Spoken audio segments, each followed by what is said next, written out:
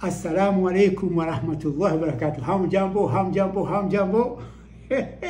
Basi leo nitazungumzia kuhusu umuhimu wa kula fruti na vegetable katika maisha yako, na ikiwezekana ule fruti na vegetable ambazo ziko karibu, kama ikiwezekana ambazo hazikutiwa madawa vile, ndio bora sana, organics. Madaktari wengi sana ndio wanasukuma hivyo, na alhamdulillah sisi ambao tumetoka katika mji wa Machakos tulikuwa tukila fruit Jumatatu na Ijumaa mpaka tuende sokoni. Na mimi nakumbuka saa zingine kuingia sokoni pia jioni kidogo vile unapata wametupa mapakato kila na alafu pia tulikuwa na fruit kila pahali Machakos, kwa fruit nyingi sana. Mashaallah. Lakini dunia ya leo kuna mabadiliko pia. Sasa leo mimi ndio tumia vitu hivi sawa kabisa. Sasa mimi katika maisha yangu alhamdulillah wasukuma trend vinakula chochote vile alhamdulillah, na nashukuru sana Mwenyezi Mungu niko na afya nzuri. Lakini kila mara upata ugonjwa hasa ugonjwa wa koo.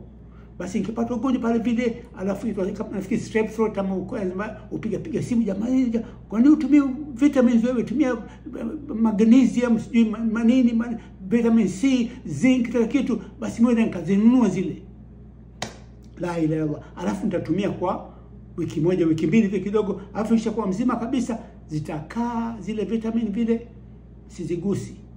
Basi wacha nisukume hizi kando, alafu nitakuelezea kuhusu kitu ambacho nimefanya hii mara moja vile. Sasa nitavuta hizi vitamin. Sasa ushtukie tu mara moja vile. Unajua saa zingine kwa sababu ya maisha sijui kama zasaidia ama zisaidii, lakini kusema kweli kulingana na utafiti vitamin zasaidia.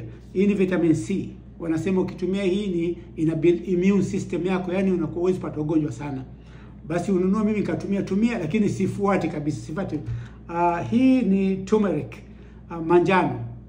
Hii nimekwenda hospitali ikiwa miguu yanisumbua, daktari akaniambia nitumie glucosamine ambayo iko na turmeric ndani yake manjano.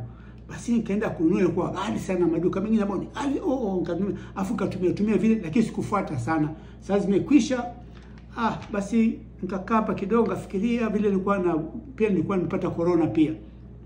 Basi nikasema nitatumia vitamin, nikasoma na hii ni multivitamin pia nikanunua pia. Sasa nimekwenda kanunua zote.